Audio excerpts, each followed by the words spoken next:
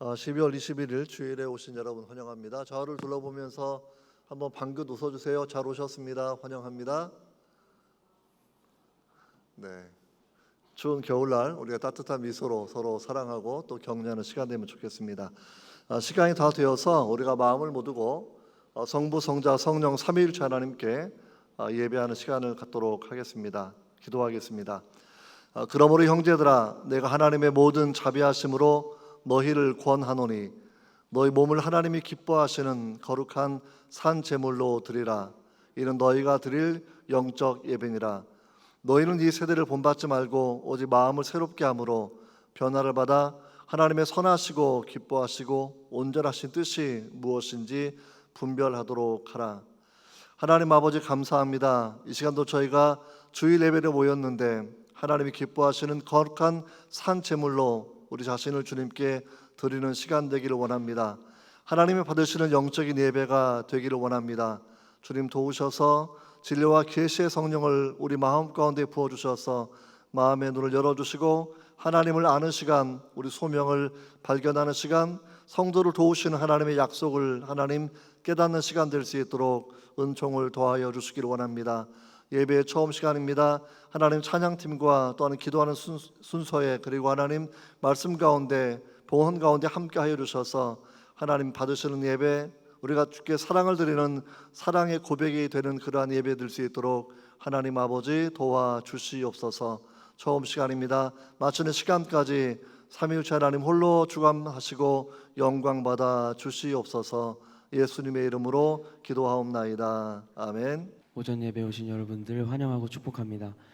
이 시간 우리 괜찮으시다면 자리에 일어나서 함께 찬양하기 원합니다. 우리의 마음과 시선을 하나님께 다시 두는 찬양 되었으면 좋겠습니다. 함께 찬양합시다.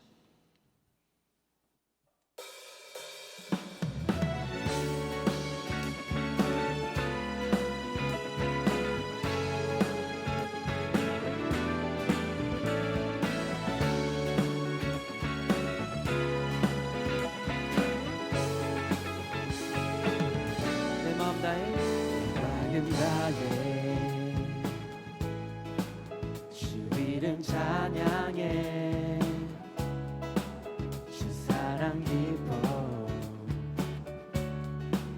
말로 다 못하네. 주 앞서가며 길을 만드시네. 오직 내 갈망 찬양, 내 맘에 힘이 되신 주, 영원한 빛이 되신 주, 내 모든 호흡이 주의 행하심 찬양해. 주는 위대한 통치자, 내 모든 것 주께 승복해. 내 삶을 주의 불로 채우소서. 내 마음 다해, 내 마음 다해 주 이름 찬양해. 주 사랑 기뻐, 말로 다 못하네. 주 앞서가며 만드시네. 오직 내 갈망, 오직 내 갈망, 영원히 주 찬. 내 맘에 힘이 되신 주, 영원한 빛이 되신 주, 내 모든 모습이 주의 행하심 찬양해.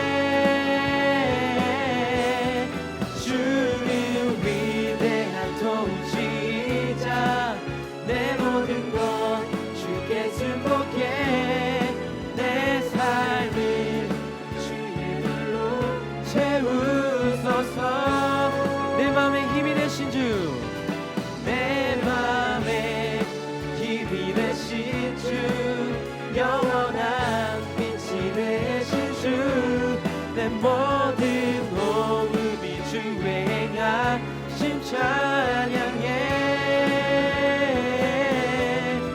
주는 위대한 통치자 내 모든 것 주께 승복해 내 삶을 주의 불로 채우소서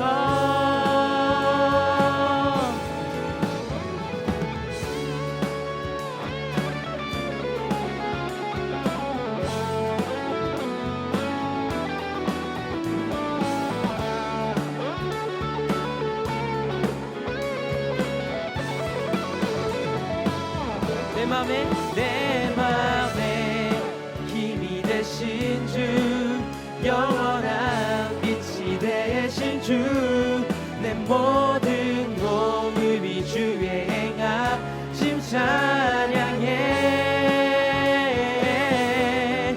주는 위대한 통치자 내 모든 것 주께 승복해 내 삶을 주의 불로 채우소서 내 맘에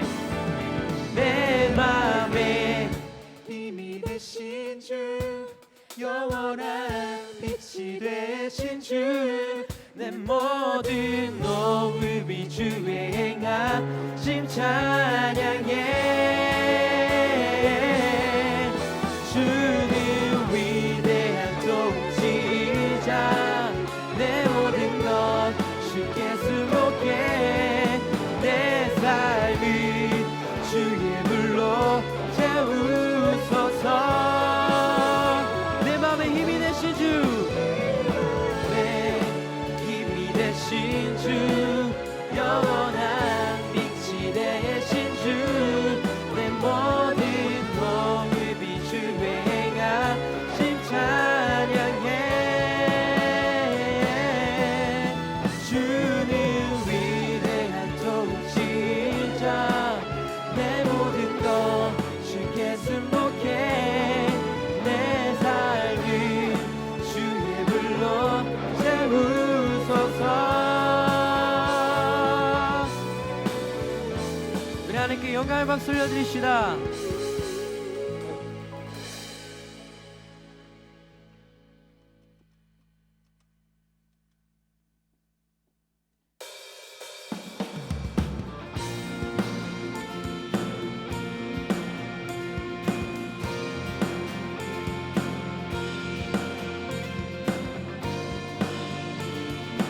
우리의 마음과 시선이 주님께 있기를 소망합니다. 주님의 마음이 있는 곳 주님의 시선이 있는 곳 내가 있기 원하네 광야에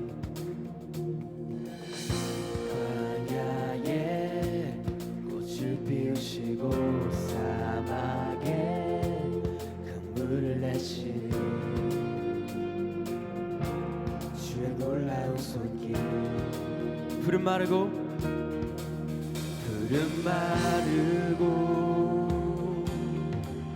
꽃은 시드나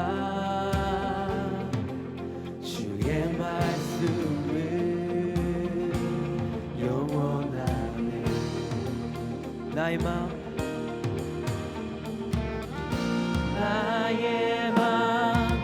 주의 성전이 되어 영원한 주의 말씀을 향해 주의 마음 있는 곳으로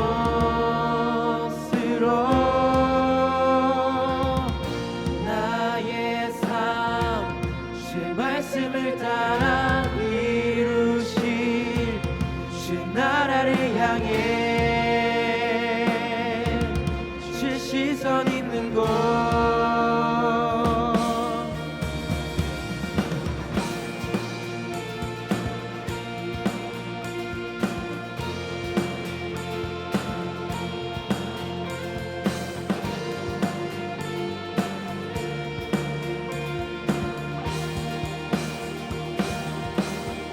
마음 있는 곳 주님의 마음 있는 곳 주님의 시선이 있는 곳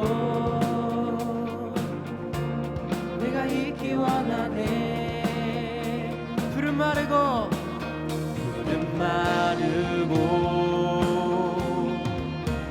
숨쉬는 나 주의 말씀은 영원하네 전능하신 주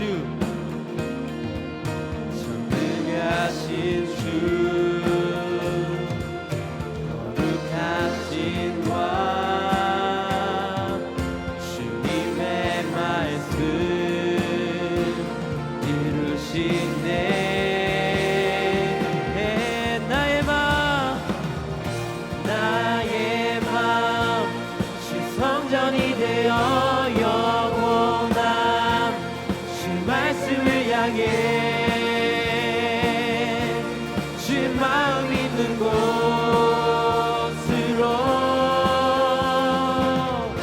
나의 삶 주 말씀을 따라 이루신 주 나라를 향해 주의 시선 있는 곳 나의 맘 주 성전이 되어 영원한 주의 말씀을 향해 주의 마음 있는 곳으로 나의 삶 주의 말씀을 따라 이루신 주의 나라를 향해 주의 시선 있는 곳 주님의 마음 있는 곳 주님의 마음 있는 곳 주님의 시선 있는 곳 내가 있기 원합니다 내가 있기 원하네 주님의 마음 있는 곳 주님의 시선 있는 곳 내가 있기 원하네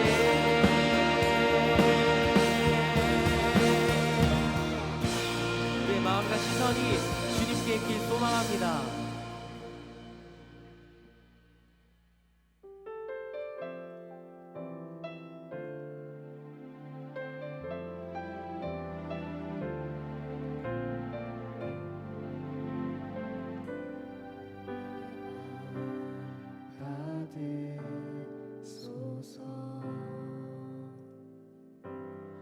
오셔서 주님의 저소 삼으소서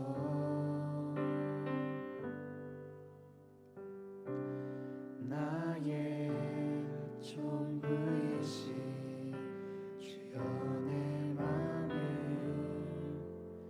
받아주소서 나의 맘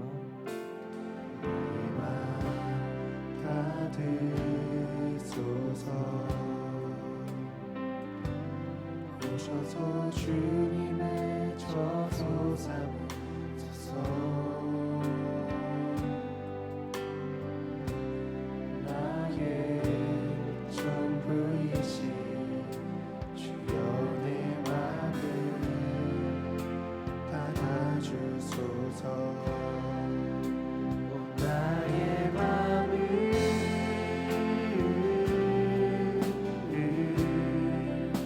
주님께 열었으리 주여 내게 오셔서 내 맘에 거하여 주옵소서 주가 기뻐하네 주의 성전 나의 맘 받으소서 오셔서 주님의 저소 삼으소서 나의 전부 되신 나의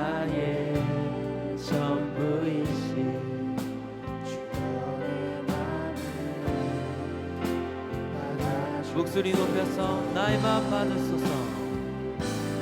나의 마음 받으소서. 오셔서 주님의 저속 삼으소서. 나의 전부이신 주여 내 맘을 받아주소서. 오 나의 맘을, 오 나의 맘을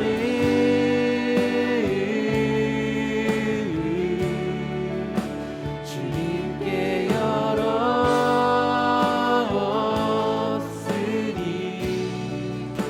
주여 내게 오셔서 내 맘에 거하여 주옵소서. 주가 기뻐하는 주의 성전 내게 하소서. 나의 마음을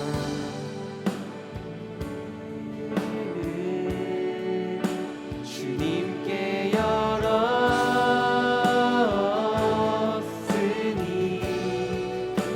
주여 내게 오셔서 내 맘에 거하여 주옵소서. 주가 기뻐하는 주의 나의 마음, 나의 마음을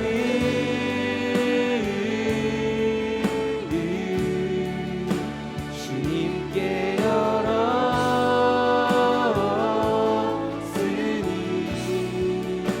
주여 내게 오셔서 내 맘에 거하여 주옵소서.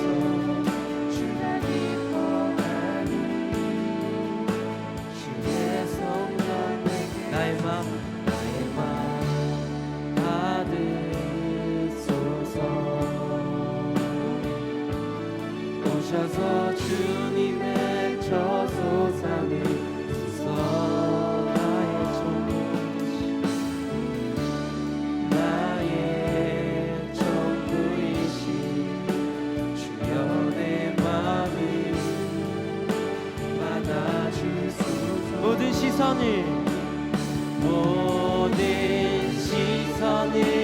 주님께 드리고 살아계신 하나님을 느낄 때 내 삶은 주의 역사가 되고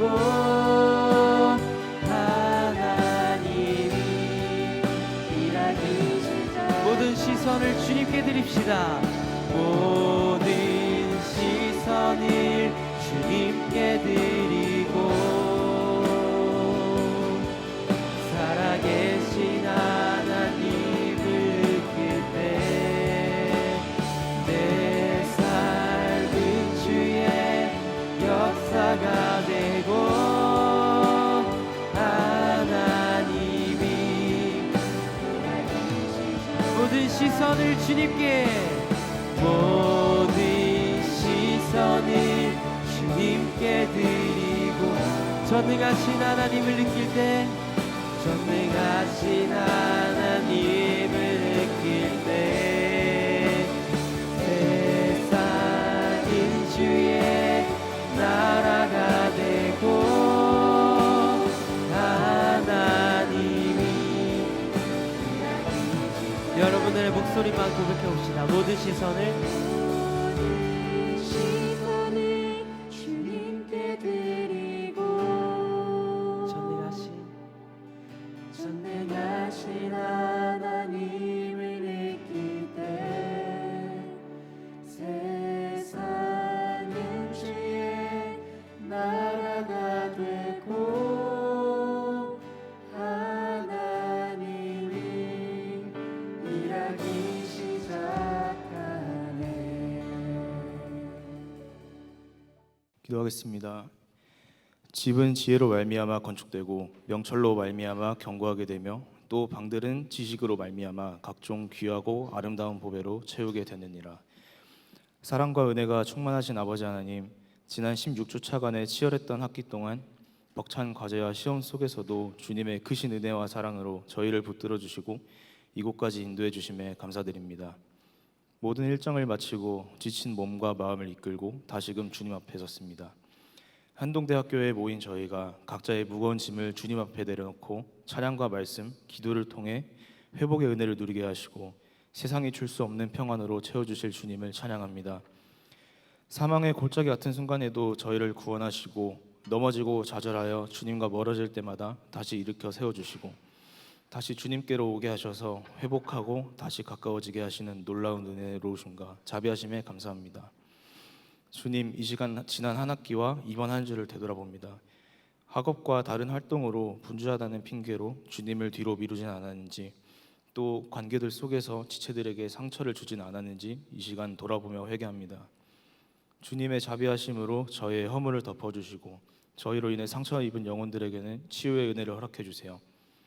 저희 삶에 주님이 계시지 않는 순간 얼마나 쉽게 죄의 유혹에 흔들리는 연약한 존재인지를 고백합니다. 방학 기간에도 영적으로 나태해지지 않고 말씀으로 늘 깨어있게 하시며 일상 속에서도 늘 기도하는 한동대학교의 지체가 되게 해주세요. 역사를 주관하시는 하나님, 2025년 한 해가 저물어갑니다. 지난 30년 동안 한동대학교를 주님의 섬세하신 손길로 보호하시고 이끌어주신 은혜에 감사드립니다.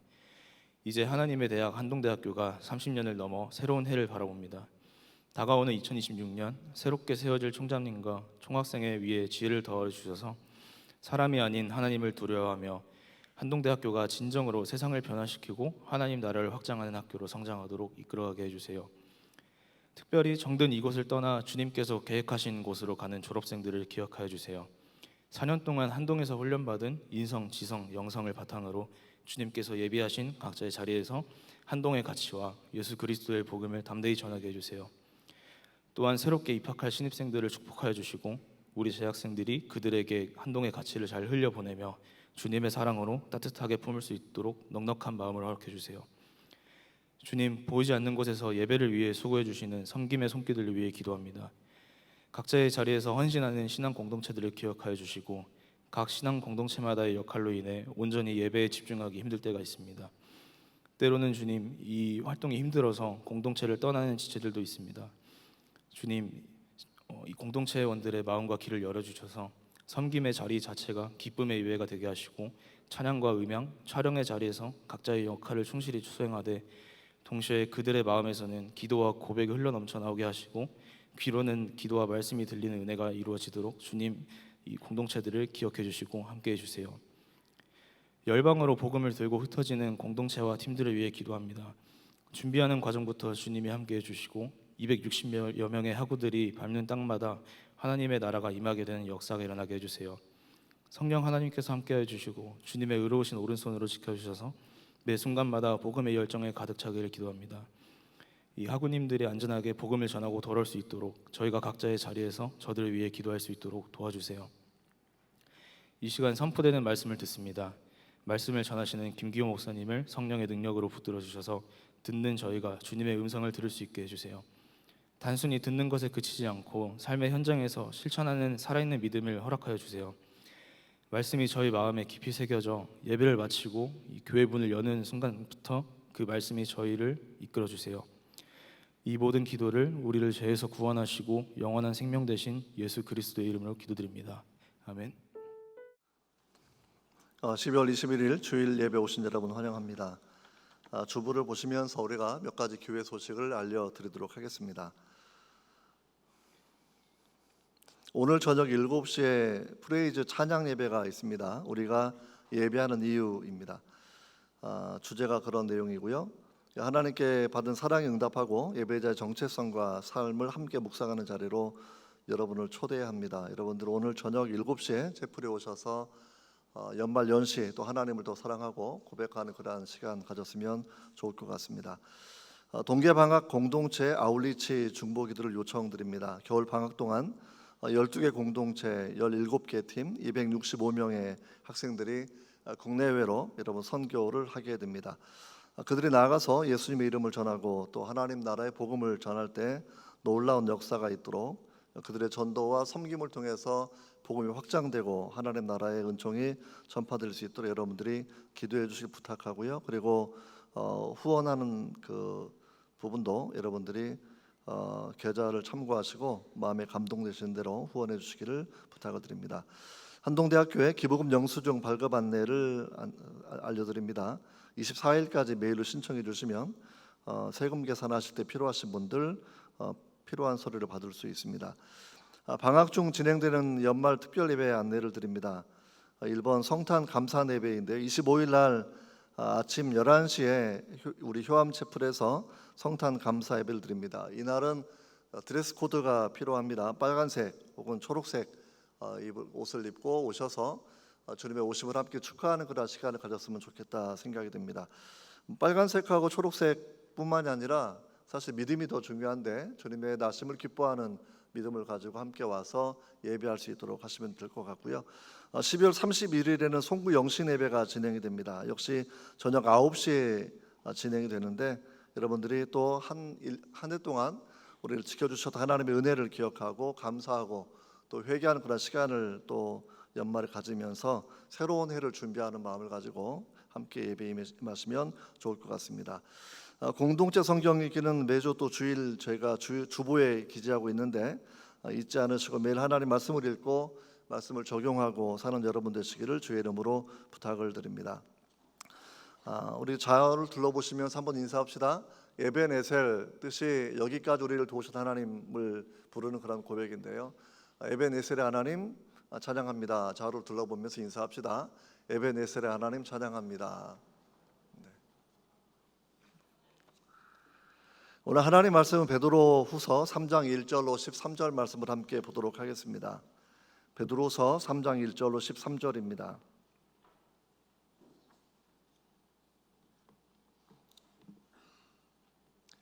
저와 여러분이 한 절씩 교독하도록 하겠습니다.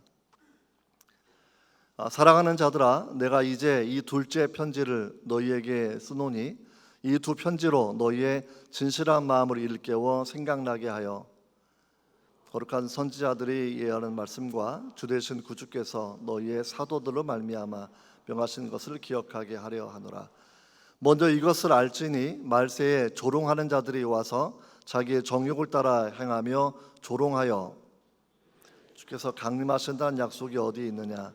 조상들이 잔 후로부터 만물이 처음 창조될 때와 같이 그냥 있다 하니 이는 하늘이 옛적부터 있는 것과 땅이 물에서 나와 물로 성립된 것도 하나님의 말씀으로 된 것을 그들이 일부러 잊으려 함이로다. 말미암아 그때 세상은 물의 넘침으로 멸망하였으되 이제 하늘과 땅은 그 동일한 말씀으로 불사르기 위하여 보호하신 바 되어 경건하지 아니한 사람들의 심판과 멸망의 날까지 보존하여 두신 것이니라. 사랑하는 자들아, 우리는 전혀 하루가 따른 이 한 가지를 잊지 말라. 주의 약속은 어떤 이들이 더디다고 생각하는 것 같이 더딘 것이 아니라 오직 주께서는 너희를 대하여 오래 참으사 아무도 멸망하지 아니하고 다 회개하기에 이르기를 원하시느니라. 그러나 주의 날이 도둑같이 오리니 그 날에는 하늘이 큰 소리로 떠나가고 물질이 뜨거운 불에 풀어지고 땅과 그 중에 있는 모든 일이 드러나리로다. 이 모든 것이 이렇게 풀어지리니 너희가 어떠한 사람이 되어야 마땅하냐. 거룩한 행실과 경건함으로 날이 임하기를 바라보고 간절히 사모하라. 그 날이 하늘에 타서 풀어지고 물질이 뜨거운 물에 녹아지려니와 같이 합니다. 우리는 그 약속대로 의가 있는 곳인 새 하늘과 새 땅을 바라보도다. 아멘. 우리 한 번 더 기도하도록 하겠습니다.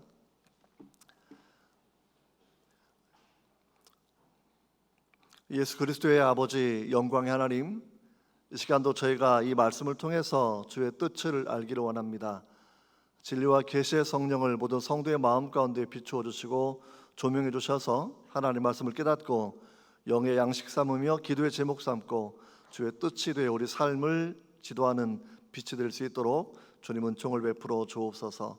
예수 그리스도의 이름으로 기도합니다. 아멘. 정말 반갑습니다. 반갑고 또 주의 이름으로 축복합니다. 오늘은 교회 절기 중에서 대림절 네 번째 주일로 저희가 보내고 있습니다. 교회 절기 우리 성도 우리 학생들이 익숙하지 않을 수도 있는데 교회 성탄절 전에 네 번의 주일 우리가 대강절이라고 그렇게 부르고 있고요. 이 대강절은 예수님의 오심을 기념하는 날이기도 하고 또 주님께서 다시 오시는 것을 소망하는 그러한 주간이기도 합니다. 돌아오는 목요일에는 우리 성탄 예배를 드리기 때문에 제가 오늘 주일에는 특히 주님의 재림에 맞추어서 설명을 그렇게 드리려고 합니다.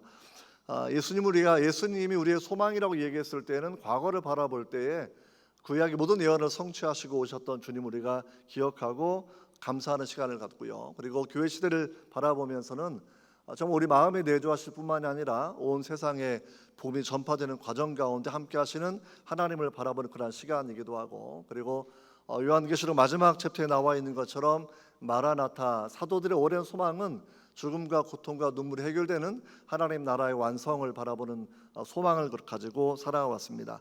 우리가 신앙생활하면서 예수 그리스도에게 초점을 맞추고 우리가 오늘 특별히 주님의 나심과 다시 오심을 바라보면서 하나님 말씀을 함께 생각하고 또한 주께서 주신 은혜를 함께 누리기를 원합니다. 사도 베드로는 주 67년경 68년경 아마 그 사이에 순교를 했을 것이다 라고 우리 이렇게 알고 있습니다. 로마의 네로 황제 때 순교를 당하신 걸로 교회는 우리에게 전승을 전해주고 있고요. 베드로 후서는 사도 베드로가 죽음이 임박한 것을 이게 가까이 깨닫게 됐었던 마지막 서신서라고 생각하시면 됩니다. 베드로서 1장 14절을 바라보시면 간단하게 그 상황이 기록되어 있습니다. 성경 가지고 오신 분들은 좀 찾아보셔도 괜찮습니다. 베드로서 1장 14절 바라보시면 이는 우리 주 예수 그리스도께서 내게 지시하신 것 같이 나도 나의 장막을 벗어날 날이 임박할 줄을 알미로다. 그래서 자신의 육신의 장막을 떠나서 하나님 나라로 돌아가야 될 때가 이제 임박했다라는 그런 고백을 하고 있는 것을 바라보면서 이제는 순교의 때 자신은 순교를 통해서 이제 인생을 마치게 되는 것들을 그가 생각하면서 이제 그런 때가 왔다라는 것을 직감을 그렇게 하고 있습니다. 자신의 사역을 총정리하고 돌아보면서 자신의 관점은 초대교회 상황들을 염두에 두고 초대교회 성도들에게 필요한 메시지를 주는 것에 집중하고 있습니다. 오늘 본문을 좀 이해하려고 하면 베드로후서 2장의 내용을 간단하게 살펴보면 교회 안에 들어오는 거짓 교사들이 어떠한 일을 하고 있는지 내용을 간단하게 설명해 주고 있습니다. 우리 2장을 간단하게 제가 요점만 설명하면 그들은 사신주, 우리를 핏값으로 사신 주님을 부정하는 그런 사람들입니다. 그들은 호색하는 사람들이고 진리의 도를 부정하는 그런 사람들입니다. 범죄한 천사들에 대한 사실도 인정하지 않고 또한 지옥의 심판에 대해서도 불명료하게 말하는 그런 사람들입니다. 노아 홍수와 그리고 그의 노아 방주에 대한 그런 사실도 굉장히 일부러 왜곡하고 일부러 믿지 않는 그런 사람들, 소돔과 고모라에 대한 심판도 부정하는 그런 마음을 가진 사람들이다라는 것들을 이렇게 쭉 우리에게 설명해 주고 있습니다.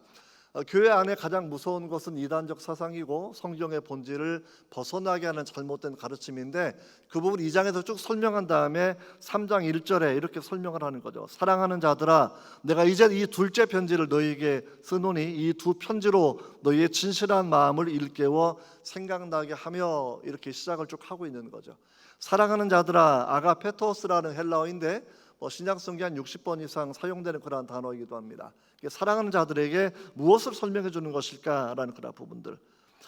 정말 자기 자신의 사역의 마감을 생각하고 순교의 때가 다가온 것들을 느끼게 되면서 마지막 유언 같은 메시지를 주고 있는데 무엇보다도 교회 안에 들어와 있는 거짓 선생들의 잘못된 가르침에 오도되지 않아야 되는 것들을 강조하는 것이 사도 베드로의 마지막 편지의 내용이라고 생각하시면 될 것 같습니다. 그래서 1절과 2절은 그런 내용을 반복해 설명하고 있는데 첫 번째 내용이 뭐냐면 진실한 마음을 내가 일깨워 주려고 한다라고 하면서 첫 번째 특징이 이단의 가르침에 물들지 않은 진실한 마음을 가진 사람이 되어야 된다. 순수한 이해를 가진 사람이 되어야 된다라는 것들을 오늘 본문을 통해서 이렇게 강조하고 있습니다. 일깨운다라는 그런 표현들을 우리가 좀 생각해 보면 좋겠죠. 그러니까 우리가 몸을 깨우는 것은 뭐 간단합니다. 자명종을 맞춰놓고 알람을 통해 깨우기도 하고 흔들어 깨우기도 하고 또는 젊은 청년들은 배가 고파서 또 일어나기도 하고요. 하지만 우리가 몸을 깨우는 것과 다르게 내 마음을 깨우는 과정이 분명히 필요하다라는 겁니다. 우리의 마음은 자칫하면 세상에 물들기 쉽고 자칫하면 마음은 둔하게 되기 쉽기 때문에 자신의 마음에 어떤 기준을 제공하고 세상의 잘못된 가치관에 사로잡히지 않도록 이렇게 각성을 시키는 그런 일들이 필요하다라는 겁니다. 그래서 일깨우기 위해서 처음에 강조하는 것은 선지자들과 사도들에게서 배운 것, 선지자들과 주님께서 선택한 사도들을 통해 전해주었던 그 배운 내용들을 기억하는 것이 필요하다라고 우리에게 말씀해 주고 있는 것입니다.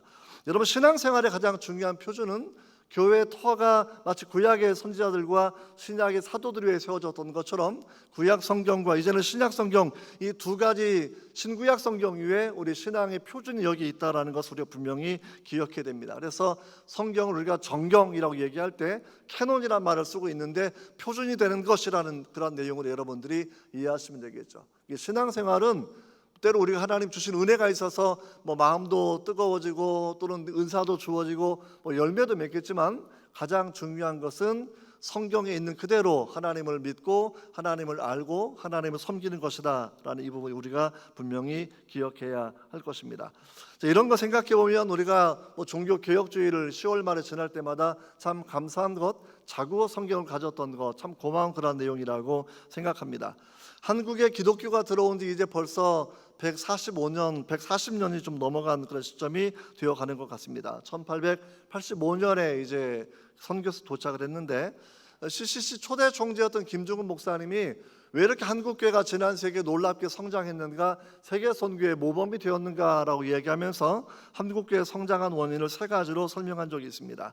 제일 첫 번째는 1885년 아펜젤러와 언더우드 선교사가 인천에 도착한 그러한 일들입니다. 그래서 선교사들 헌신, 우리가 한강변에 가게 되면 우리가 그 선교사들의 묘역이 있지 않습니까? 그들의 헌신과 그들의 기도와 그들의 삶이 한국의 복음이 선포되고 확장되는데 아주 큰 동력이 되었다라는 것도 우리 분명히 알고 있습니다. 여러분, 두 번째는 놀라운 게 성경의 번역이라는 것이요. 서울의 중상층이 쓰는 그 말을 표준어로 선택을 했고 그 말을 중심으로 성경을 번역을 쭉 해왔거든요. 훈민정음은 세종대왕 때 만들어졌지만 그렇게 활발하게 모든 문법과 내용이 갖추어져서 여러분 모든 사람들이 잘 쓰는 그런 말로 여러분 확정된 것까지는 아닙니다. 우리는 선교사들의 노력과 그리고 번역자들의 내용들, 우리가 신약성경 전서만 해도 최병헌, 조한교, 이창직, 정동명, 김명준, 홍준, 나중에 이제 송덕조라는 7분이 들어와서 7명의 선교사와 함께 성경을 번역을 쭉 해왔다 우리가 이렇게 알고 있거든요. 이런 성경을 번역하는 과정 가운데서 우리 한국어 문법이 발달하고 그리고 정말 표준적인 언어로 우리 모든 사람들이 한문을 모르는 모든 사람들도 성경을 능히 알 수 있도록 그렇게 교육을 쭉 해왔다라고 우리가 이렇게 알고 있습니다. 세 번째, 우리 한국의 기독교가 성장했던 계기는 한국 창조과학회 설립입니다. 우리 초대 총장님이었던 우리 김영길 총장님이 이 일을 주도하셨었는데 이것이 중고등학생들, 대학생들, 많은 지성인들에게 믿음이 단순하게 감정의 문제나 믿음의 문제 이런 정도가 아니라 지성적인 정합성을 가지고 있는 지성적인 근거도 될 수 있는 그런 부분들을 설명해 주면서 한국 교회가 80년대에 아주 폭발적으로 성장하는 데 기여했다 이렇게 이야기하고 있습니다. 가장 중요한 거 내용을 생각해 보면 일단 성경적 신앙인데 우리가 성경적인 신앙을 갖는데 우리가 무엇보다도 여러분 우리가 정말 관심을 가지고 집중해야 된다라는 부분을 먼저 염두에 두시면 좋을 것 같습니다. 이게 순수한 마음을 일깨워준다라는 그런 이야기가 마음을 일깨워주기 위해서 우리가 헬라어를 바라본다고 하면 마음을 일깨운다라는 그런 진실한 마음이라는 그런 단어의 뜻이 두 가지 뜻이 내포되어 있습니다. 겨가 섞이지 않을 때까지 계속 키질을 하는 것 이런 게 있고요. 그리고 햇볕에 비추어 본다라는 그런 의미를 담고 있다라는 것이죠.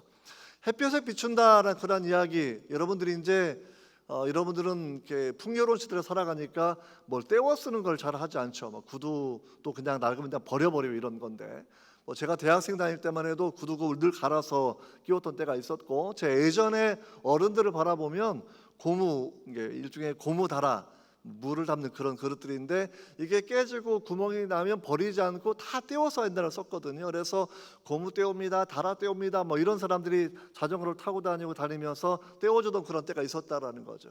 이게 떼우고 나면 어떻게 하냐면 햇볕에 비춰보면서 이게 잘 떼어졌는지를 살펴보는 그런 내용이에요. 그래서 햇빛에 비춰보면 어디가 깨졌는지 어디가 덜 떼어졌는지 분명히 알 수 있다라는 겁니다. 성경에서 진실한 마음을 일깨운다라고 얘기했을 때 여러분 진실한 마음을 일깨우려고 하면 성경을 표준 삼아서 우리가 올바르게 가르침을 받고 있는지 아니면 사도들의 가르침, 예수님의 가르침, 선지자들의 가르침에서 우리가 벗어나고 있는지를 아주 명료하게 비교해보고 여러분 분석해야 된다라는 겁니다. 뭐 산에서 사물 캐시는 분들을 종종 몇 번 만나본 적이 있거든요. 그래서 저도 등산을 종종 하니까 가끔은 산삼 하나 캐면 좋겠다 생각하지만 결코 캔 적은 한 번도 없습니다. 근데 가끔 물어봐요. 그러면 어떻게 해서 그 10만이들 산삼을 캐는지 물어보면 산에 올라갈 때마다 산삼 사진을 열심히 보고 간답니다. 눈에 진짜가 익어야 지나가다가 그게 보이면 바로 자기가 깨닫고 이게 산삼을 캔다라고 이야기하는 것이죠. 근데 우리는 진짜 산삼의 이파리가 어떻게 생겼는지 제대로 모르니까 사실은 산삼 밭을 지나가도 산삼인 줄 모르는 사람이 대부분 많을 거라고 생각이 됩니다. 여러분 거짓 선생의 잘못된 가르침에 물들지 않으려고 하면 성경을 또 읽고 또 읽고 또 암송하고 또 암송하고 성경 중심의 우리가 신앙생활을 분명히 하셔야 된다라는 거예요. 여러분 유신진화론 지지하는 우중학 교수 같은 경우에는 성경교 예수교를 분리해서 우리는 성경교 필요하지 않다라고 그렇게 아주 어거지를 쓰고 있습니다. 하지만 성경은 주님 말씀하신 것처럼 너가 영생을 얻으려고 성경을 상고하거니와 성경은 곧 내게 대하여 증거하는 것이다. 이렇게 요한복음 5장에서도 그렇게 분명히 말씀해 주셨습니다. 우리가 하나님 말씀을 우리가 알면 알수록 이단에 빠지지 않고 그리고 거짓 선생들의 잘못된 가르침에 무너지지 않는다라는 부분을 기억하면 정말 좋을 것 같습니다. 역설적으로 한국의 이단이 팽배해지는 그런 이유도 성경 자체가 읽혀지지 않고 성경이 더 올바른 교리 교육이 되어 있지 않기 때문에 우리가 한국 교회가 세계 역사상 가장 이단에 취약한 그러한 교회의 모습을 우리가 그렇게 보이고 있습니다. 또 한 가지는 진실한 마음을 일깨운다라는 표현은 뭐냐면 노력해야 된다라는 걸 강조한다라는 것이죠. 우리가 중간고사를 볼 때 기말고사를 볼 때 얼마나 애를 써서 여러분들이 공부합니까? 얼굴이 붕 떠서 한 며칠 지나고 나면 거의 황달기 있는 사람들처럼 그런 얼굴 붕 뜨고 잠도 잘 자지 못하고 이렇게 학기말고사에 정말 열심히 우리 학생들을 바라보면 마음도 많이 아프고 또 한편에서는 나도 그 시절 다 지났지 생각하고 다 할 수 있어 이런 생각을 그렇게 하게 됩니다. 여러분 진실한 마음을 일깨우는 것, 사도들의 가르침을 기억하는 것은 많은 노력이 필요하다라는 것이죠.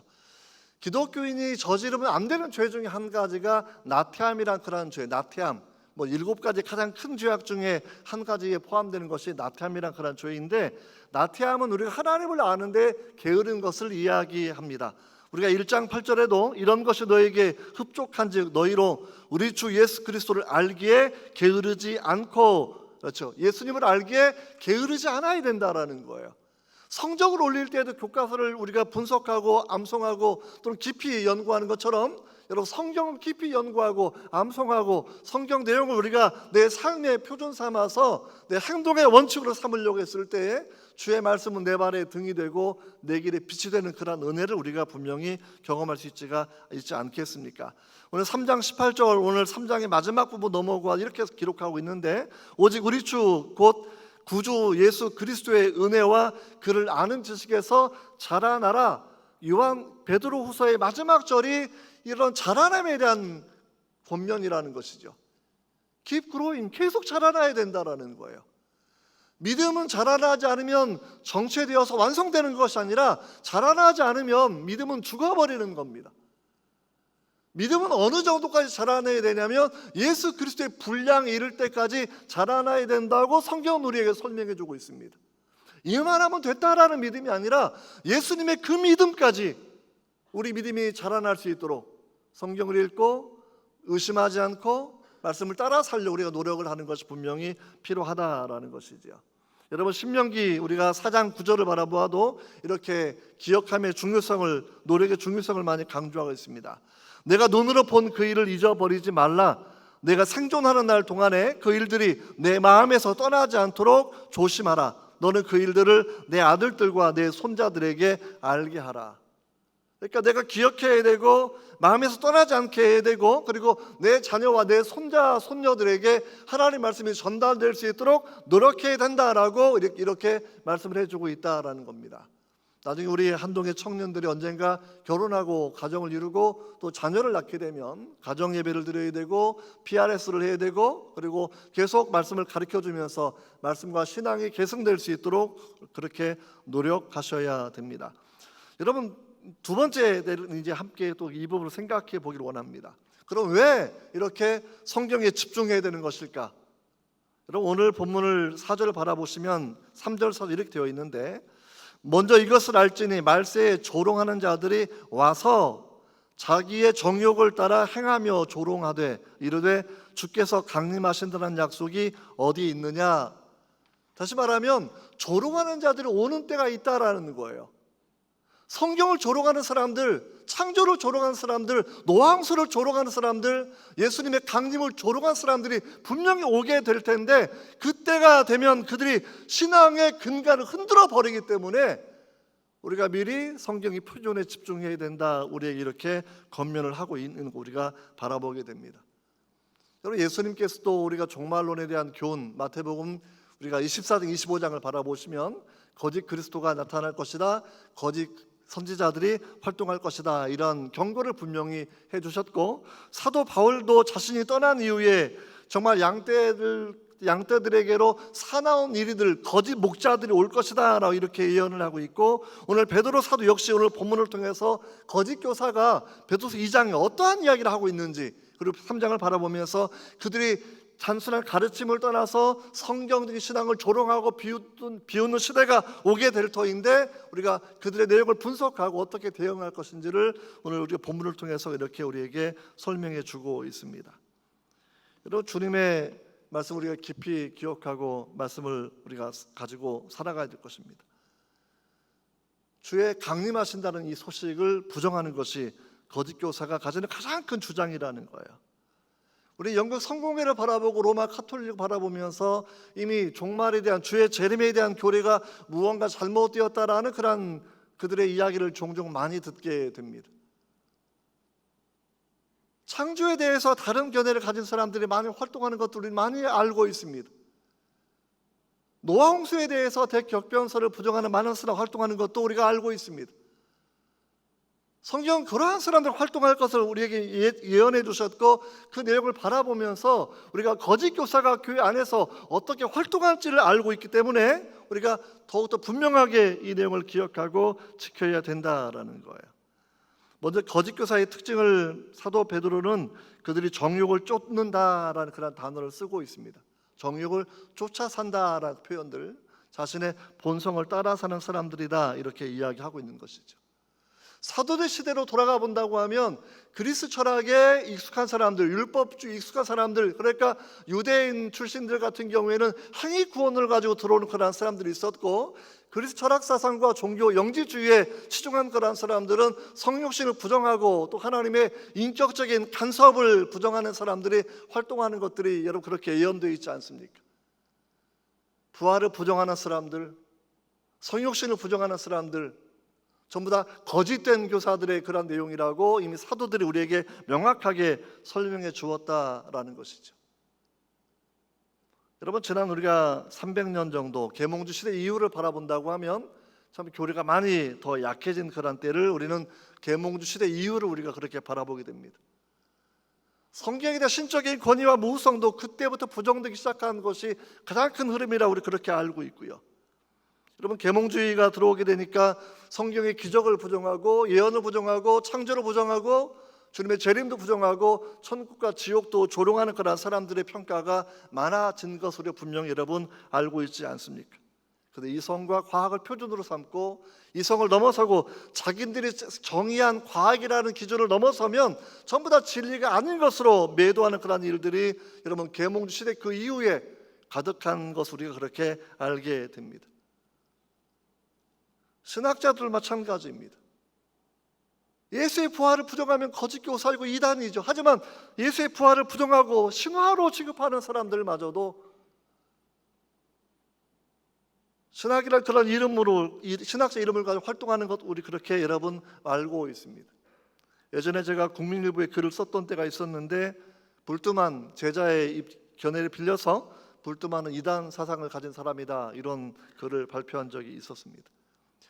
나름대로 제가 신학자들 도전들이 있지 않을까 생각을 하고 다른 자료를 많이 모아놓고 있었는데 한 명도 거기에 대응을 하지는 않더라고요. 그래서 논쟁이 깊어지진 않았고 부산 장신대 설교학 교수 한 분만 저한테 연락을 해왔습니다. 고맙다라는 그런 메시지였습니다.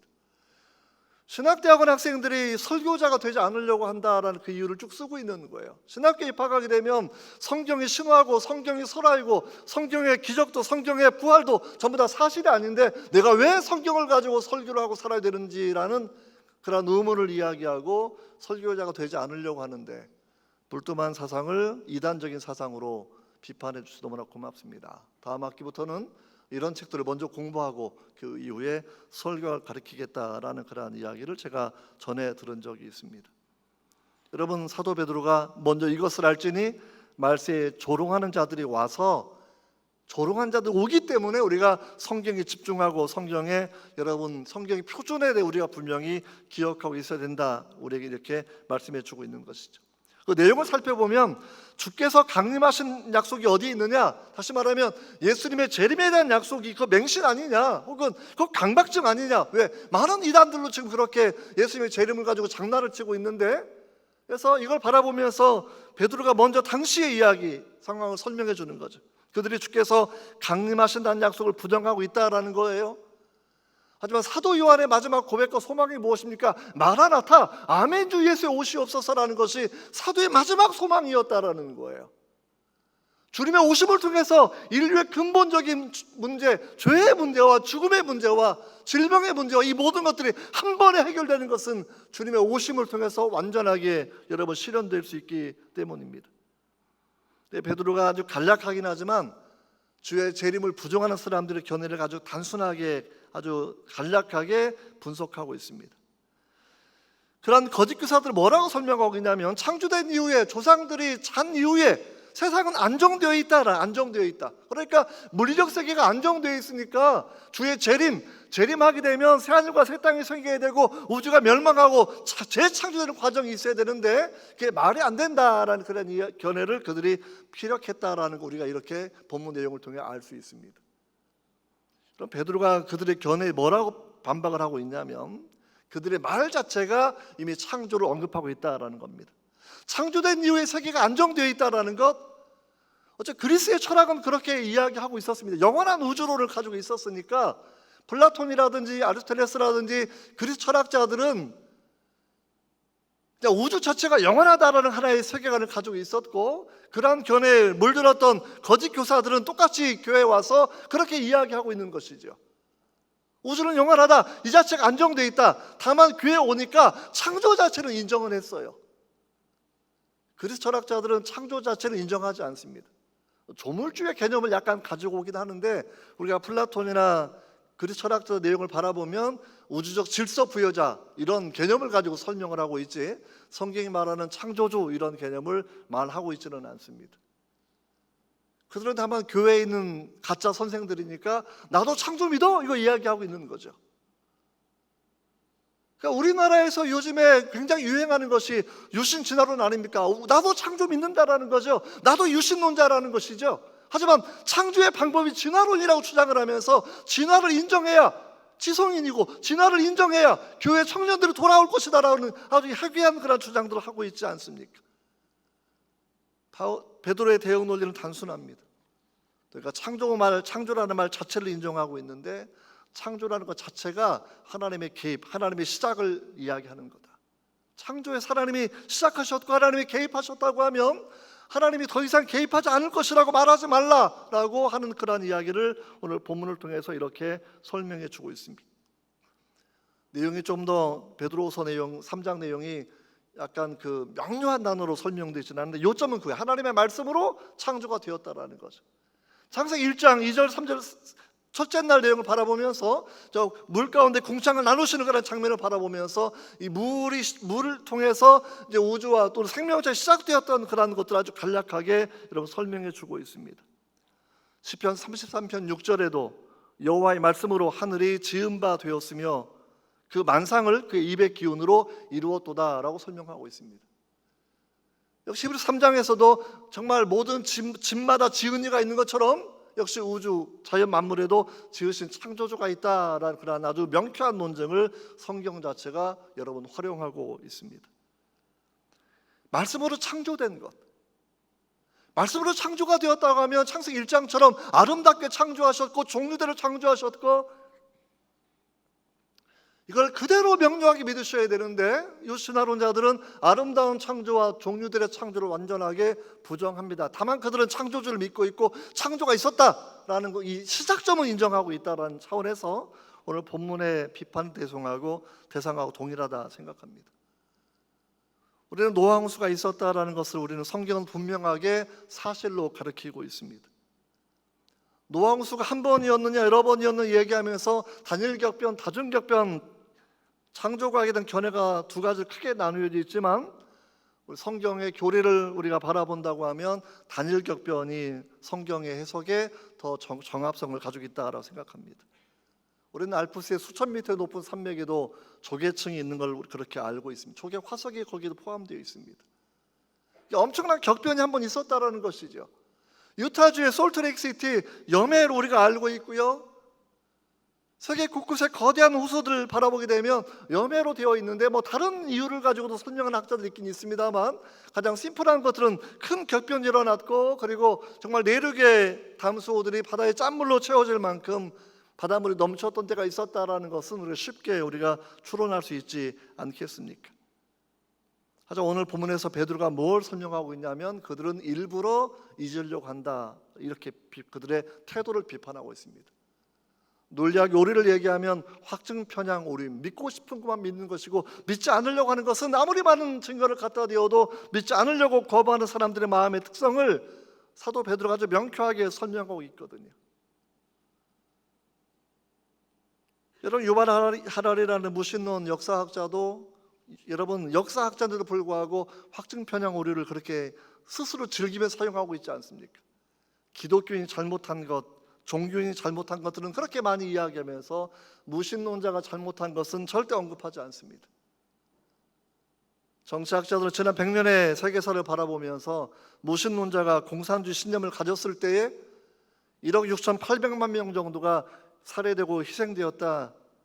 일종의 제노사이드가 발생했다라고 이걸 좀 더 정확히 말하면 데모사이드, 국가 권력으로 민중을 살해하는 케이스 이렇게 우리가 이야기하고 있습니다.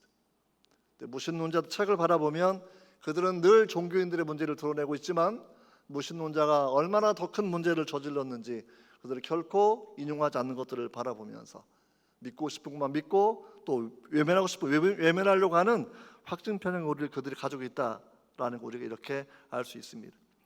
베드로서 3장 4절 6절은 바로 그런 내용들입니다. 이르시되 주께서 강림하신다는 약속이 어디 있느냐 조상들이 잔 후로부터 만물이 처음 창조될 때와 같이 그냥 있다 하니 그들이 이렇게 말하는 것은 하나님의 말씀으로 지어졌다라는 것, 또 물로 그때 세계가 홍수에 잠겨 망하여 버렸다는 사실을 그들이 일부러 무시하기 때문이다 라고 성경 우리에게 여러분 설명해 주고 있습니다. 지금은 조롱하는 사람들이 활동하는 그러한 시대입니다. 성경들만 믿으려고 하면 문자주의 프레임을 씌워버립니다. 맹신이라는 프레임을 씌워버립니다. 정통주 신앙을 지키려고 하면 반지성주의 프레임을 그렇게 씌워버리는 그런 때를 저희가 살아가고 있습니다. 이런 때 우리는 어떻게 살아야 되는 것일까?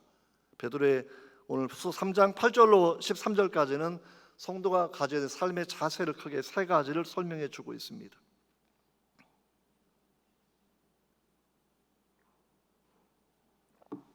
첫 번째는 뭐냐면 예수님이 곧바로 재림하지 않으셨다고 해서 우리의 믿음이 약해지면 안 된다라는 것이죠. 여러분 성경에는 수많은 예언들이 있거든요.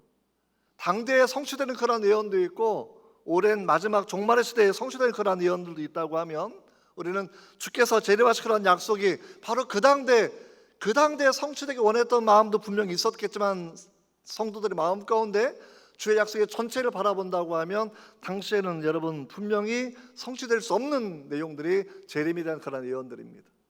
모든 민족에게 복음이 전파되어야 합니다. 우리 이제 복음이 번역되고 성경이 번역되고 7,000개가 넘는 언어 가운데 대부분의 사람들이 보는 큰 언어로 번역은 이미 다 완료가 된 그런 상태입니다. 거의 모든 민족들에게 복음은 그렇게 전파되었습니다.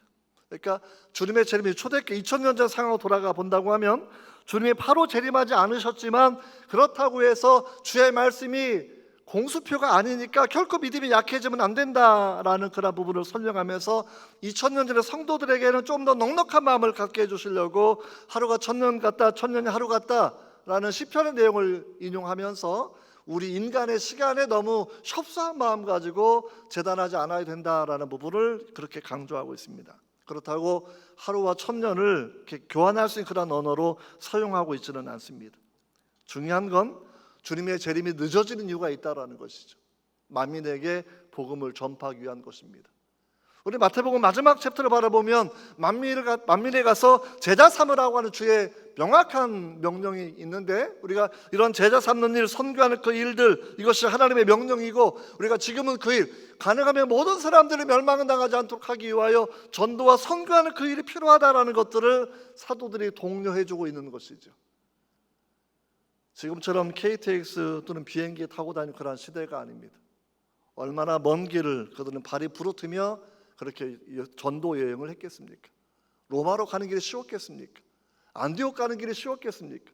이집트 가는 길이 쉬웠겠습니까? 그들 그 수고하면서 그 발이 부르튼 발을 바라보면서 그들을 아름다운 발걸음이다라는 그런 고백들을 하고 살아왔던 분들이 여러분 그 분들입니다. 우리가 이제는 바라보면서 우리 마음 가운데 주의 그 마음을 분명히 알아야 된다라는 것이죠. 더 전도할 기회를 주기 위해서, 더 선교할 기회를 주기 위해서 주님의 재림이 조금 더 늦어졌다 이런 마음을 가지고 우리가 주어졌을 때 지금 당장 오면 내 가족도 예수 안 믿는 사람이 있고 내 친구도 예수 안 믿는 사람이 있고 우리 민족, 여러분의 청년의 세대 90%는 기독교인이 아니고 북녘 동포들 대부분 다 기독교인 아니고 이걸 바라보 하나님 나에게 전도자의 소명을 갖게 해달라고 내가 어느 직업을 가지고 있든지 그런 소명을 갖게 해달라는 그런 기도를 하는 것이 필요하다고 생각이 됩니다. 학기 말에 한 학생과 상담을 했어요. 정말 아주 2학년 되는 학생인데 아주 듬직하게 잘 생겼습니다. 아주 얼마나 논리적이 똑부러진지. 근데 대화하다 보니까 자기는 북한 선교에 대한 꿈을 가진 사람. 새터미 나이도 아니에요. 그냥 완전한 우리 남한에 태어나서 잘 살아오고 건실하게 잘 배워온 아이인데 그는 북녘 선교에 대한 소망을 가지고 살아가고 있습니다. 기회만 되면 자기는 북한에 갈 겁니다. 이게 얼마나 마음에 도전되었는지 모릅니다. 세상 청년들은 성공을 위해서 더 많은 연봉을 위해서 인생을 사는 것이 세상 대학교의 대학생들의 모습이라고 하면 우리 한동의 자랑은 복음을 듣는 사람들, 예수의 심장을 가진 그 사람들, 내가 어떠한 직업을 가지고 있든지 내 직업 현장에서 복음을 전하겠습니다. 편안함과 유익함을 내가 구하지 아니하고 내가 북녘 땅에 가겠습니다. 내가 이슬람권에 가겠습니다. 내가 공산주의 그 문화권에 가서 내가 직업 선교하겠다고 다짐하는 많은 사람들을 바라보면서 정말 한동훈 하나님이 사랑하시고 여전히 은혜를 베풀어 주시고 여전히 이끌어 주실 것이다 라는 그런 소망을 그렇게 갖게 됩니다. 9절에서 베드로가 이렇게 설명합니다. 주의 약속은 어떤 이들이 더디다고 생각하는 것 같이 더딘 것이 아니라 오직 주께서는 너희를 대하여 오래 참으사 아무도 멸망하지 아니하고 다 회개하게 이르기를 원하시느니라. 물론 이 말씀이 보편 구원론은 결코 아닙니다. 누구나 다 구원받는다 이런 말이 아니라 주님 모든 사람이 구원받기를 원하셨지만 모든 사람이 구원받기를 주님이 정하신 것은 아닙니다. 주의 이름을 부르는 자가 구원을 받을 것입니다. 주님의 보혈은 모든 사람을 흘리신 그런 보혈이고 내 마음에 통회하고 자복하며 주께 나아오는 자는 주님이 멸시하지 아니하고 그들을 불러 구원받게 하시고 하나님의 자녀가 그렇게 되게 하실 것입니다.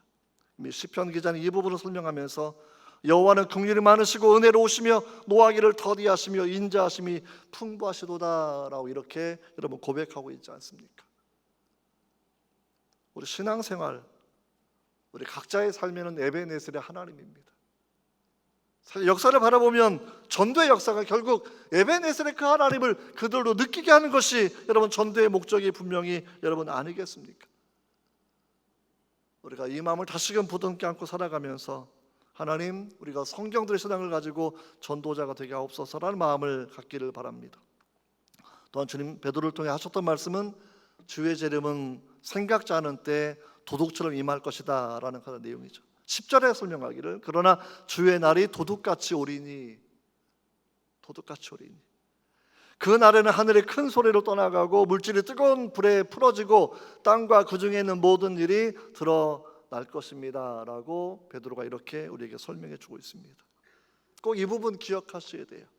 지금까지 안 오셨으니까 앞으로도 안 올 것이다 라는 것이 아니라 주의 재림을 조롱하는 자들이 득세하고 더 많이 활동할수록 역설적으로 주의 재림이 가까웠다라고 생각하셔야 됩니다. 많은 이단들은 강박증을 통해서 행위 구원론을 가지고 14만 4천 명 숫자에 들어야 구원받는다고 하면서 사람을 가스라이팅하고 있지만 사도들의 가르침은 한결같이 주를 향한 사랑을 여러분 집중하고 있습니다. 종말을 사는 그 시대에 성도에게 필요한 것은 내가 주님을 두고 살아가는 믿음을 가지고 있는가라는 그런 부분입니다. 사랑은 두려움이 아닙니다. 사랑은 간절함이고 사랑은 소망입니다. 주님이 오셔서 죽음의 문제 해결되고 질병 해결되고 모두 눈물을 닦아주고 선교자들의 그 억울했던 죽음도 하나님이 신원하시기를 바라는 마음을 가지고 역사를 바라보는 것이 여러분 필요한 내용이 분명히 아니겠습니까? 도적같이 올 것이다라는 것은 주님의 복음서 가르침에도 여러 명료하게 반복되어 나오고 있습니다. 중요한 건 반드시 오신다는 그 약속. 우리 메시아 초림이라는 예언이 종류가 135개의 종류입니다. 우리 그 예언이 이루어져서 주님이 오셨고 그 예언을 통해서 바로 나사렛 예수 이분만이 메시아이고 이분만이 하나님의 아들이신 메시아라는 그런 신앙의 고백을 저희가 가지고 있습니다. 주님이 다시 오시는 그러한 예언을 우리는 55개를 가지고 있습니다. 그래서 우리는 거짓 선지자, 거짓 그리스도들이 진짜 메시아의 강림하신 모습이 아닌 것들을 우리는 그렇게 분명히 분류해내고 분석하고 그렇게 대응하고 있습니다. 그러나 성경은 분명히 남아있는 그 예언, 주님은 다시 오신다 약속해 주셨고 우리는 그날을 기다리고 우리 인생이 이루어질지 아닐지는 모르겠지만 우리는 주님의 오심을 우리는 간절히 바라보고 소망하며 살아가는 것입니다. 마태복음 24장 44절에 주님 말씀하시기를 생각지 않은 때 인자가 올 것이다 이렇게 말씀해 주셨습니다.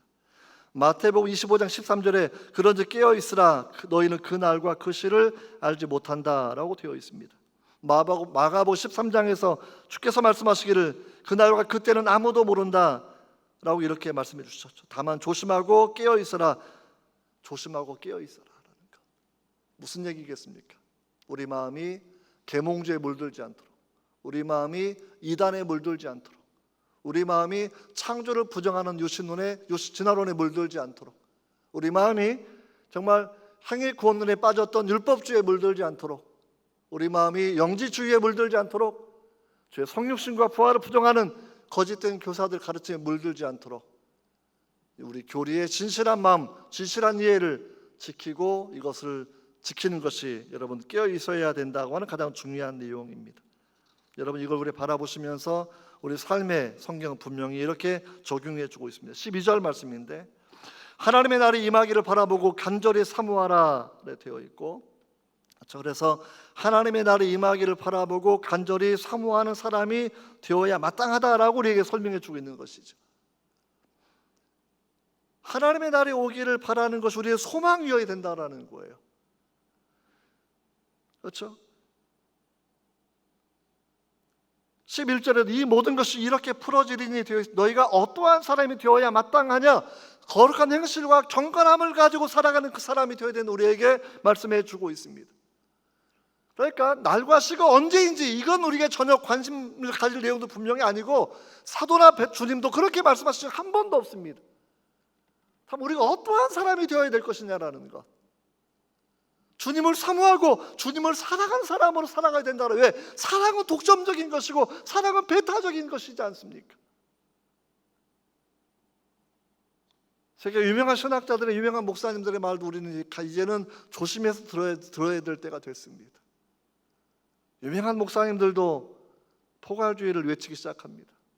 예수 믿는 사람은 믿어서 구원받고 다른 종교를 믿는 사람은 양심이 그들을 구원할 것이다. 뭐 이런 얘기를 세계적인 전도자들도 그렇게 하는 시대가 지금이 되고 말았습니다. 우리 늘 조심하셔야 됩니다.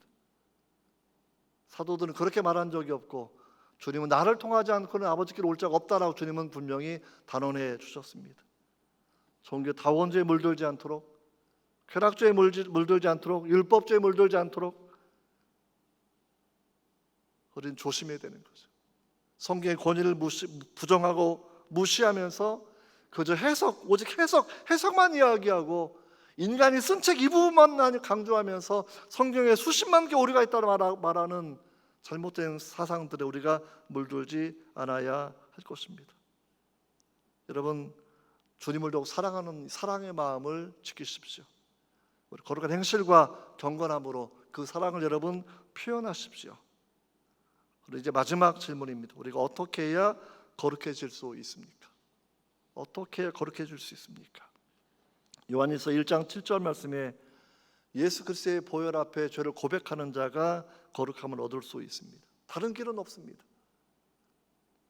십자가의 도를 듣고서 통회하는 걸 통해서 우리가 거룩해질 수 있습니다. 예수님 마음에 영접하고 나서 우리가 믿음으로 주님을 영접한 것으로 우리가 중생하고 거룩해질 수 있습니다. 다른 길은 존재하지 않습니다. 지난 시간도 잠깐 제가 말씀드렸던 것처럼 마음의 천국의 복음을 분명히 가지고 사셔야 됩니다. 루이스가 그런 얘기했죠. 왜 기독교가 힘이 없는 것일까? 사도들은 노마를 바꾸었고 영국의 복음주의 부흥사들은 영국의 사회를 바꾸어냈는데 왜 지금의 기독교는 힘이 없는 것일까? 그들이 거룩한 천국의 복음을 상실했기 때문이다. 오늘의 본문 이야기는 바로 그렇게 끝을 맺고 있습니다. 거룩한 것, 하나님 나라를 바라보는 그 소망이 우리 마음에 있을 때에 비로소 세상을 바꿀 수가 있고 세상 사람들에게 예수 그리스도에게 이끌어갈 수 있는 전도자의 삶을 살 수 있다라고 우리에게 여러분 말씀해 주고 있는 것이죠. 여러분 베드로서 3장 12절 말씀 제가 읽고 이제 말씀을 마치려고 합니다. 하나님의 날이 임하기를 바라보고 간절히 사모하라. 그날에 하늘의 불에 타서 풀어지고 물질이 뜨거운 불에 녹아지려니와 우리는 그의 약속대로 의가 있는 곳인 새 하늘과 새 땅을 바라보도다. 베드로 이렇게 이야기하고 그리고 아마 그 이듬해 순교하게 되었을 겁니다. 사도의 가르침, 주의 재림과 새롭게 이루어지는 하늘과 새롭게 이어지는 땅, 이 부분을 기억하고 천국의 소망 가지고 사실 여러분 되시기를 주의 이름으로 축원합니다. 기도하겠습니다. 하나님 아버지, 성탄절을 맞이하면서 또한 저희는 주의 다시 오심을 또 소망하며 저희가 살아갑니다. 주님과 사도들이 경고하셨던 것처럼 적그리스도가 활동하고 있고 거짓 그리스도가, 거짓 선지자가, 거짓 교사가 이미 교회 안에서 활동하는 것들을 바라보면서 주님 저희로 깨어 기도하고 진실한 마음을 지킬 수 있도록, 진실한 소망을 지킬 수 있도록 주님 은혜를 더하여 주시기를 간절히 간구하고 원합니다. 천국도 없다고 하고 지옥도 없다고 하는 많은 사람들이 활동하는 그런 시대를 저희가 주님 살아갑니다. 주님 불쌍히 여겨주셔서 새하늘과 새 땅을 바라보며 주의 다시 오심을 소망하는 성도의 삶을 살아갈 수 있도록 주께서 주셨던 천국의 복음으로 대한민국을 변화하며 북녘 땅을 변화시키고 세계에 다시 한번 선교의 불길을 지필 수 있는 우리 한동대학교의 학생들 될 수 있도록 하나님 은혜를 더하여 주시옵소서. 예수님의 이름으로 기도합니다. 아멘. 다 일어나셔서 찬송가 91장 같이 부르도록 하겠습니다.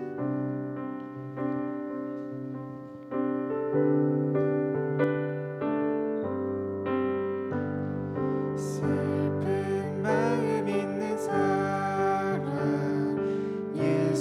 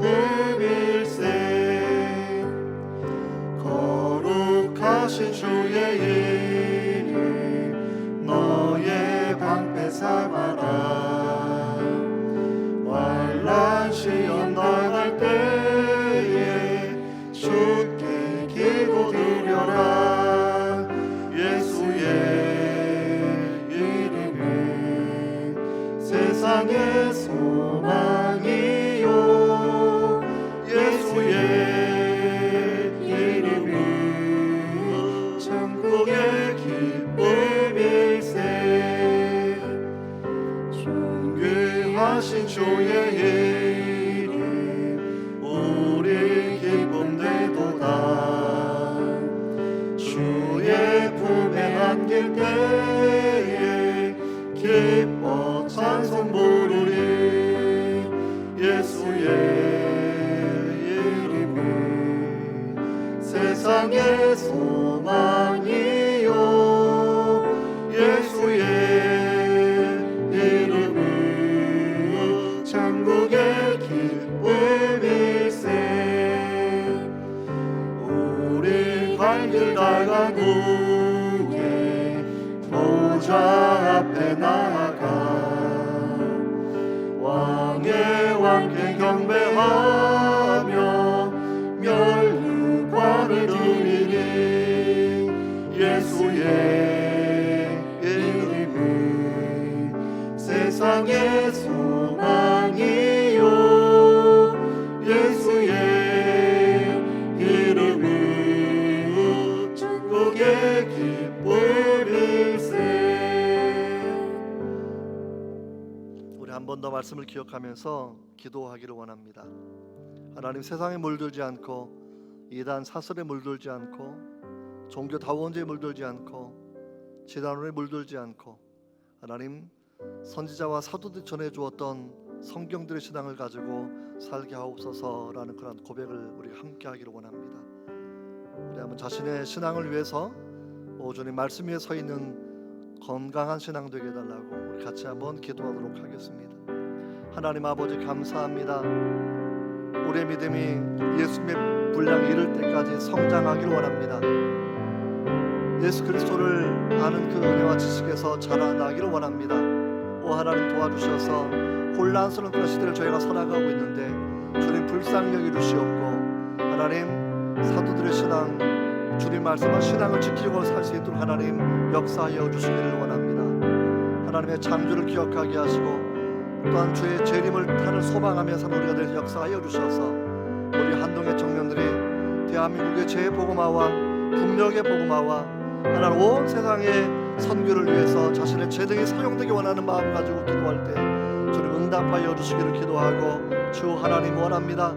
주님 역사하여 주시옵소서. 주여 긍휼히 여겨주시고 하나님의 도와주시고 인도하여 주시옵소서. 오 하나님, 도와주시기를 주여 원합니다. 아버지 하나님, 도와주시고 역사하여 주시옵소서. 하나님의 긍휼히 여겨주시옵소서. 하나님의 도와주시옵소서. 하나님의 도와주시옵소서. 사도 베드로는 당시에 주의 재림이 더디어지게 느끼는 것은 재림 약속이 폐기된 것이 아니라 사람들을 구원하려고 하나님의 역사, 전도의 기회를 주시는 것이다, 이렇게 우리에게 말씀해 주고 있습니다. 자신의 가족을 위해서 함께 기도합시다. 믿지 않는 형제와 친구들을 위해 기도합시다. 대한민국을 바라보면서 믿지 않는 사람들이, 교회에 다니지 않는 사람들이 80%가 넘고 청년들의 세계는 90%가 기독교인이 아닙니다. 오 주님, 대한민국 다시 한번 전도의 역사 일어나는 그런 기회를 달라고, 북녘 땅의 복음 통일로 다시 한번 우리가 들어가게 해달라고, 우리 한동을 통하여 세계 선교가 완성되게 해달라고, 주의 지름을 앞당기는 사용되는 우리가 되게 해달라고, 우리가 전도의 열심을 위해서, 또한 전도할 대상자를 위해서, 선교 헌신을 위해서 우리가 함께 기도하기를 원합니다. 기도하겠습니다. 하나님 아버지, 감사합니다. 아버지 하나님, 우리 한동을 하나님 기억해 주시고 은혜를 베풀어 주셔서 아버지 전도의 열정을 갖게 해 주옵소서. 자신의 가족을 위해 전도하게 하시고, 친척을 위해 전도하게 하시고, 우리 한동에 믿지 않는 친구들을 위해 전도하게 하시고, 우리 동시대 많은 청년들을 위해 전도하게 하시고, 주를 믿지 않는 많은 국민을 위해 전도하며 중보하게 하시고, 예배하지 못하는 북녘 땅의 동포를 위해 하나님 우리가 중보하며 기도하게 하시고, 아버지를 한동을 사용하여 주옵소서. 세계의 복음화를 위하여, 민족의 복음화를 위하여, 대한민국의 놀라운 전도를 위해 주여 우리를 사용하여 주시옵소서. 한동을 말씀으로 충만하게 하시고, 한동의 성령의 기름을 부어주셔서 한동의 4,000명의 학생들이 하나님의 사람 되어 나아가게 하여 주시옵소서. 모든 교수님들이 복음으로 한마음 갖게 하여 주시옵소서. 구원의 열정으로 가득 차게 하여 주시옵소서. 주여 도와주시옵소서. 주여 도와주시옵소서. 하나님 아버지 감사합니다. 이 땅에 한동을 세워주셨는데 한동이 여전히 십자가의 복음을 들고 지키고 있기를 소원합니다.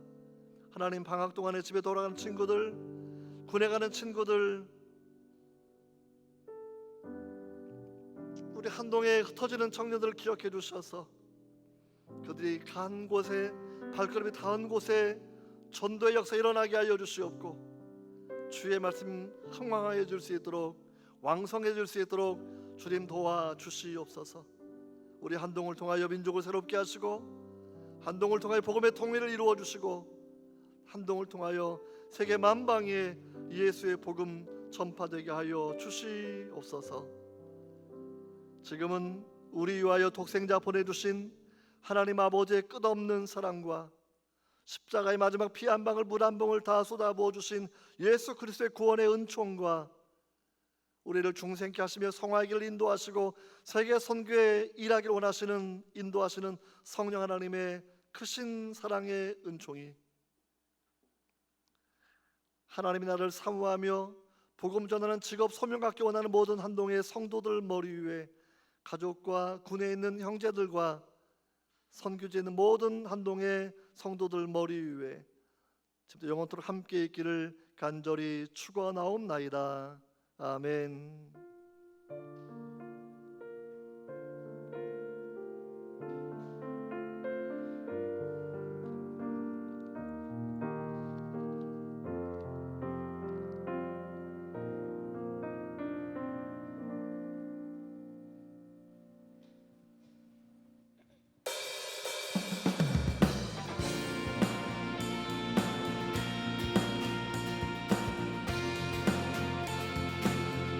주님의 마음이 있는 곳, 주님의 시선이 있는 곳도 우리의 마음이 있기 원합니다.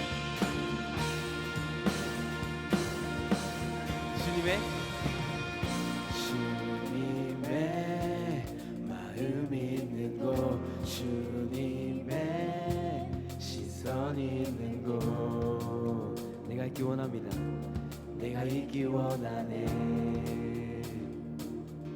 광야에 꽃을 피우시고 사막에 강물을 내시는 주의 놀라운 손길, 주의 놀라운 손길.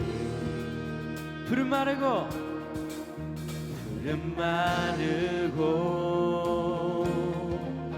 꽃은 시든 날 주의 말씀은 영원하네. 나의 마음, 나의 마음 주의 성전이 되어 영원한 주의 말씀을 향해 주의 마음 있는 곳으로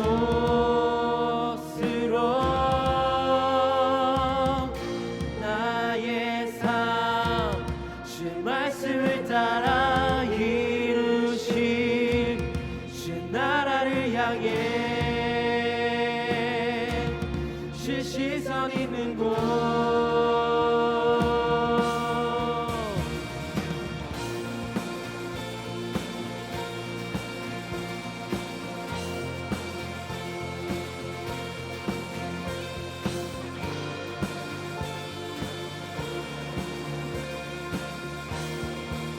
다시 한번 고백합시다. 주님의 마음 있는 곳,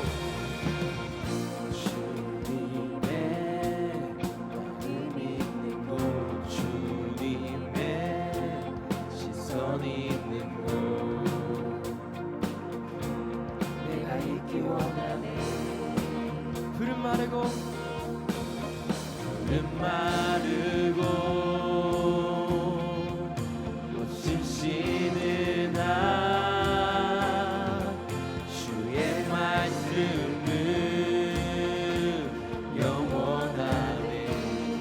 전능하신 주, 전능하신 주 거룩하신 왕, 하신 왕 주님의 말씀 이루시네.